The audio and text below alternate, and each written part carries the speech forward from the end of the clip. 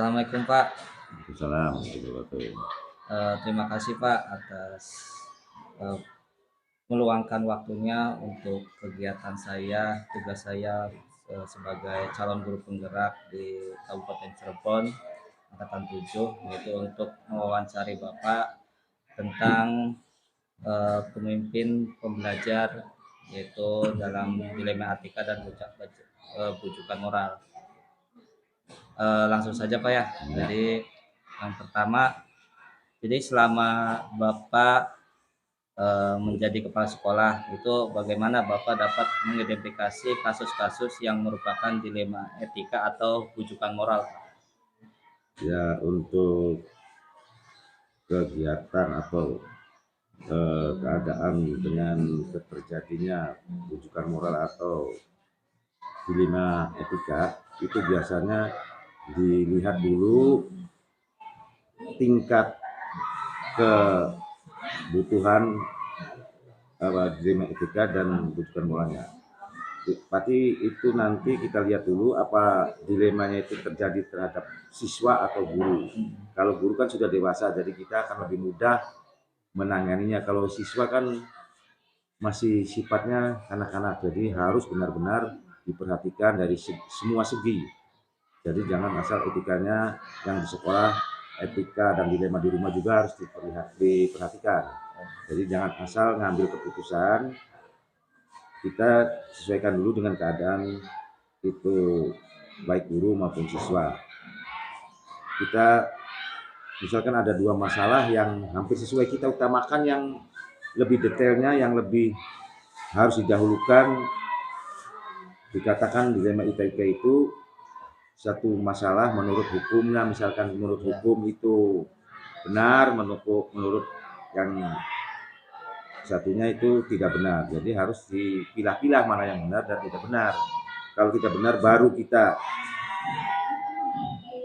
membenarkannya dengan cara memanggil, misalkan guru memanggil guru tersebut untuk diberi arahan, diberi nasihat supaya tidak melakukan perbuatan-perbuatan yang melanggar etika atau bujukan moral tadi. Sama dengan siswa juga sama, dipanggil secara pribadi, jangan di tempat umum, nanti khawatir terjadi hal-hal yang tidak diinginkan, minder atau takut pada anak. Jadi kita harus secara perorangan dipanggilnya. Mungkin itu saja Pak. Oh berarti yang pertama kan dilihat dulu apakah itu anak atau kan guru. Jadi porsinya itu diselesaikannya gimana, siapa yang dihadapinya, gitu ya Pak. Lanjut, terus bagaimana Bapak dalam menjalankan pengambilan keputusan di sekolah Bapak nih, terutama untuk kasus-kasus di mana ada dua kepentingan yang sama-sama benar atau sama-sama mengandung nilai kebajikan, Pak? Jadi nilai-nilai yang benar dan kebajikan kita lihat dulu mana yang lebih utama, dan kita cara untuk menyelesaikannya kita harus bermusyawarah.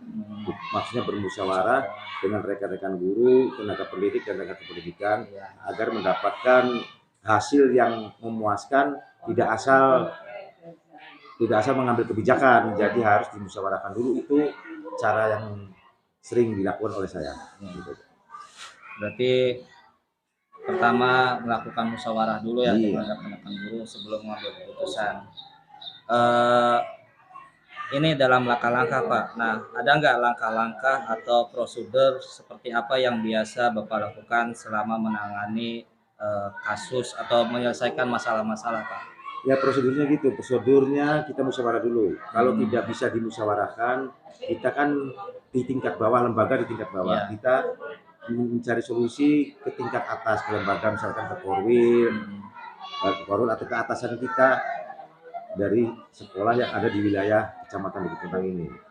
Dan sebelum permasalahan itu naik ke atas, kita musyawarah dengan lingkungan sekolah, terutama wali murid dan komite sekolah. Itu langkah-langkah yang biasa dilakukan. Jadi bermusyawarah dengan semua stakeholder supaya masalah itu jernih untuk dihadapi.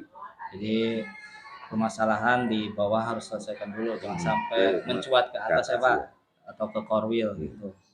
Nah, kalau menurut Bapak hal-hal apa saja yang selama ini Bapak anggap efektif dalam pengambilan keputusan pada kasus-kasus yang pernah Bapak hadapi?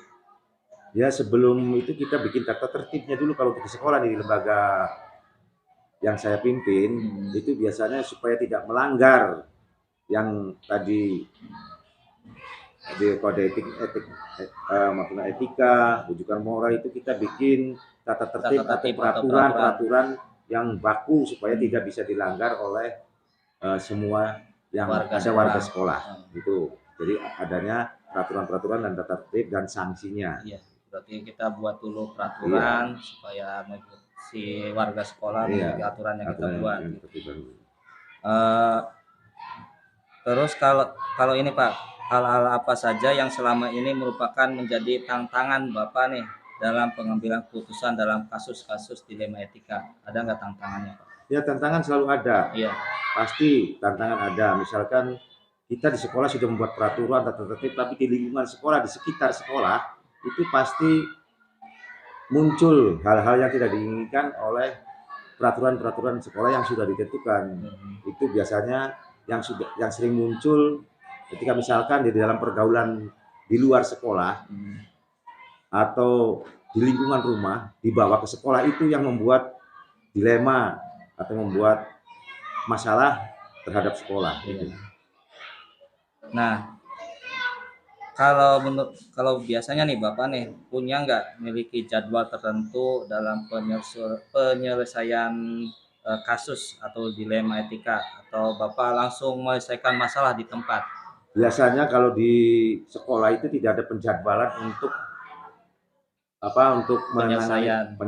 Jadi penyelesaiannya langsung apabila terjadi pelanggaran-pelanggaran etika moral tersebut, dan biasanya tidak langsung oleh kepala sekolah, diberikan dulu ke guru PK, kecuali guru PK-nya tidak bisa menangani baru ditangani langsung oleh kepala sekolah.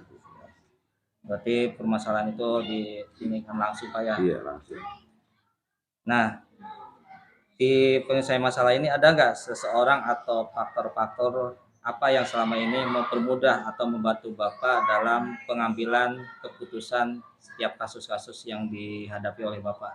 Ya, dengan bantuan rekan-rekan tenaga pendidik, kependidikan warga sekolah dan komite sekolah, alhamdulillah kasus-kasus di SD Cipanas 2 ini selalu bisa ditangani, Pak. Alhamdulillah. Pertanyaan terakhir Pak, pamungkas nih Pak. Ya. Nah, dari semua yang sudah kita adakan wawancara ini, nah pembelajaran apa yang didapat atau dipetik oleh Bapak dari pengalaman Bapak selama mengambil keputusan dari dilema-dilema etika tersebut?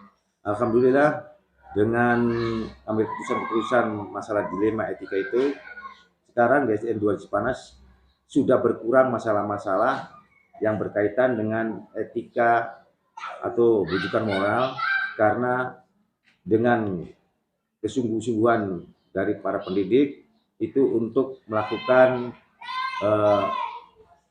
pengarahan-arahan yang tidak melanggar dilema etika atau rujukan moral. Jadi memberikan motivasi ke anak dengan melalui guru-guru kelas, dan pada waktu kegiatan di luar sekolah atau di waktu upacara memberikan contoh-contoh yang perbuatan-perbuatan atau etika rujukan moral jadi berkurang. Itu yang pernah saya lakukan. Alhamdulillah selama ini sudah berkurang dari tadinya 10% menjadi 1%. Berarti ada progres ya, ada progresnya. Ya.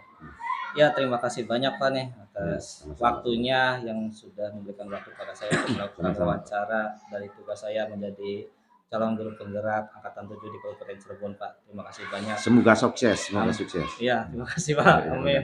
Ya, Assalamualaikum warahmatullahi wabarakatuh Pak. Assalamualaikum warahmatullahi wabarakatuh.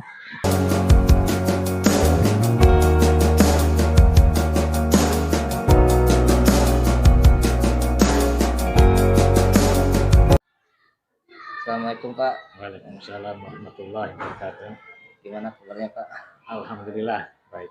Mohon maaf Pak, kedatangan saya ke sini yaitu untuk melakukan kegiatan wawancara sebagai tugas guru penggerak angkatan 7 di Kabupaten Cirebon, yaitu yaitu tentang materinya dilema etika dan bujukan moral, Pak. Mangga. Langsung saja, Pak, ya. Jadi gini, Pak, selama Pak Supri ini menjadi kepala sekolah, bagaimana Pak Supri ini dapat mengidentifikasi kasus-kasus yang merupakan dilema etika atau bujukan moral, Pak? Dilema dengan rujukan moral ya tentunya setiap permasalahan atau setiap kasus itu ada dua hal, yaitu ada yang aku benar, ada yang salah kan. Nah, tentunya ketika ditemukan sama-sama mengaku benar, ini merupakan dilema dalam bentuk hukum. Tentunya ketika mereka sama-sama mengaku benar, harus ada titik temu, ada penyelesaian permasalahan. Berarti setiap masalah harus diselesaikan. Selesaikan permasalahan itu. Nah, lanjut, Pak, ya. Terus bagaimana Bapak menjalankan pengambilan keputusan di sekolah Bapak, terutama untuk kasus-kasus di mana ada dua kepentingan ya, Pak, yaitu kepentingan itu sama-sama benar atau juga sama-sama mengandung nilai kebajikan. Ya tentunya saya harus sebagai pimpinan sekolah harus mempertemukan kedua orang tersebut.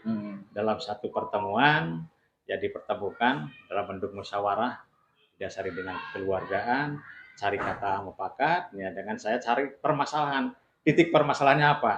Dari si A sepertinya apa, dari si B seperti apa, supaya tidak ada miskomunikasi.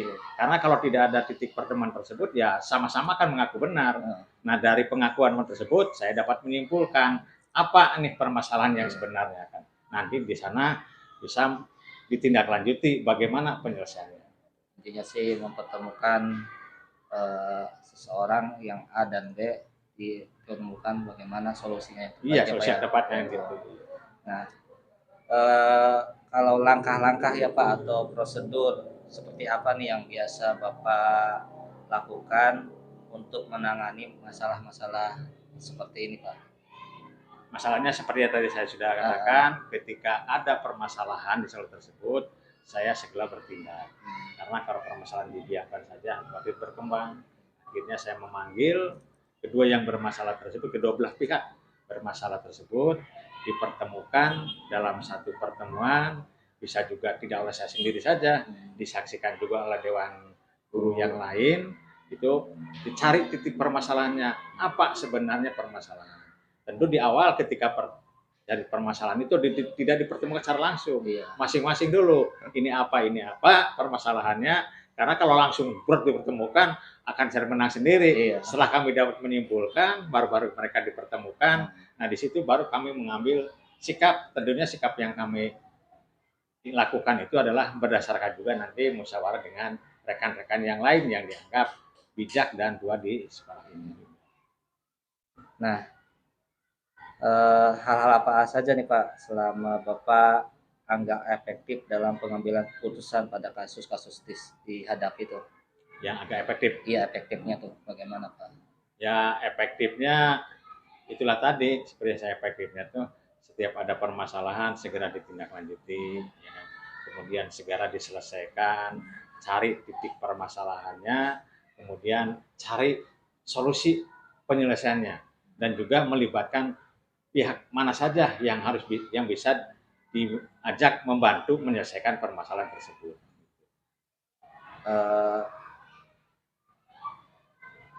Selanjutnya, Pak, Bapak kan menjadi kepala sekolah udah lama ya, Pak, sudah menjadi K3S terus ketua PGRI ya, Pak. Mungkin ada ya tantangan yang dihadapi oleh Bapak dalam permasalahan tersebut. Nah, dalam hal apa saja nih, Pak, merupakan tantangan Bapak pengambilan keputusan dalam dilema etika tersebut? Tantangannya apa, Pak? Ini tantangan ya, kebanyakan permasalahan apakah ketika saya sebagai posisi di ketua PGRI atau ketua Dinas atau bahkan di kepala sekolah yang dihadapi boleh dikatakan anak-anak sendiri kan, dan mereka juga meminta perlindungan. Nah, tentunya saya harus bisa mereka memutuskan secara bijak mungkin, agar ketika yang salah pun tidak merasa tersakiti, yang benar tidak merasa dia besar kepala kan, tidak jumawa ya tuh. maka carilah solusi-solusi. Maka sebijak mungkin kami membentuk tim untuk menyelesaikan permasalahan tersebut. Jangan sampai permasalahan tersebut tidak ada yang tersakiti, walaupun yang pihak yang salah. Begitu setelah diselesaikan, permasalahan sudah sampai di situ saja. Di luar itu tidak melebar lagi. Sebab kalau tidak seperti itu, bisa jadi nanti kalau kita si pro ke si A, wah, Bapak ini berpihak ke si A. itu. Ya, nah, seperti itu. Makanya ini emang dilema mengambil keputusan. Makanya sebijak mungkin dengan penuh rasa tanggung jawab dan kekeluargaan, pendekatan dari hati ke hati, ya penyelesaiannya itu seperti itu. Karena penyelesaian tidak bisa diputuskan, kamu salah, itu nanti akan dikecewakan juga yang salahnya gitulah. Maka dengan pendekatan dari hati ke hati juga diperlukan dalam mengambil keputusan. Dalam artian supaya kita, bukan artian kita meyakini si A, artinya itu supaya keputusan yang kita berikan itu tidak terlalu menyakitkan kepada bagi mereka yang dianggap salah. Iya. Berarti yang salah jangan merasa salah nantinya, silahkan terus yang benar jangan jumawa kan gitu. Jadi asal bahasa Sunda mah sebenarnya sorangan gitu. Supaya yang salah juga kan mengintrospeksi diri, akhirnya kan tidak mengulangi lagi. Nah, ada nggak Pak jadwal tertentu untuk dalam penyelesaian dilema etika selama Bapak menyelesaikan masalah? Kalau dijadwalkan tidak Pak ya. Sebab yang masalah itu kan datangnya secara tiba-tiba. Iya. Kalau misalnya udah dijadwalkan, taruh minggu depan jadwalkan, sekarang kejadian, nanti nunggu jadwal, ya masalah menggampang cepat nanti kan. Jadi begitu ada permasalahan, segera saya ngambil sikap, segera selesaikan, segera ambil tindakan, dan cari solusi yang terbaik supaya permasalahan itu bisa selesai. Jadi tidak dijadwalkan secara khusus. Jadwalnya itu manakala ketika sudah ada permasalahan sekarang, ya jadwalkannya nanti siang ketemu atau besok ketemu, itu saja. Jadi tidak jadwalkan secara rutin. Jadi insidental jadwalnya itu, secara mendadak. Kondisional Pak ya? Iya, secara ketika ada permasalahan baru kita selesaikan jadwalkan gitu. Ada nggak Pak seseorang atau faktor-faktor apa yang selama ini mempermudah atau membantu Bapak dalam mengambil keputusan dalam kasus-kasus yang dihadapi oleh Bapak? Ya, faktor-faktor yang mempermudah itu ya dengan pertama dipertemukan secara musyawarah dengan kekeluargaan dan dari hati ke hati, tidak ada rasa dendam, dan juga kami minta bantuannya juga pada pihak-pihak lain ketika di sekolah, karena kita juga punya pengawas binaan yang melibatkan pengawas binaan juga. Kalau malah permasalahannya menyangkut nantinya itu melebar ke masyarakatan, siswa juga mengambil dengan orang tua siswa. Tapi hanya cukupnya masalahnya intern, hanya di lingkungan sekolah saja dengan guru, maka saya juga minta bantuan dengan guru-guru yang senior gitu supaya bisa menyelesaikan yang permasalahan itu tidak bisa melebar manakala nanti diselesaikan ada orang-orang yang dianggap punya power, punya pertanyaan pamungkas Pak terakhir nih. Dari semua hal yang disampaikan tadi oleh Bapak tuh, pembelajaran apa yang dapat Bapak petik dari pengalaman Bapak mengambil keputusan tersebut?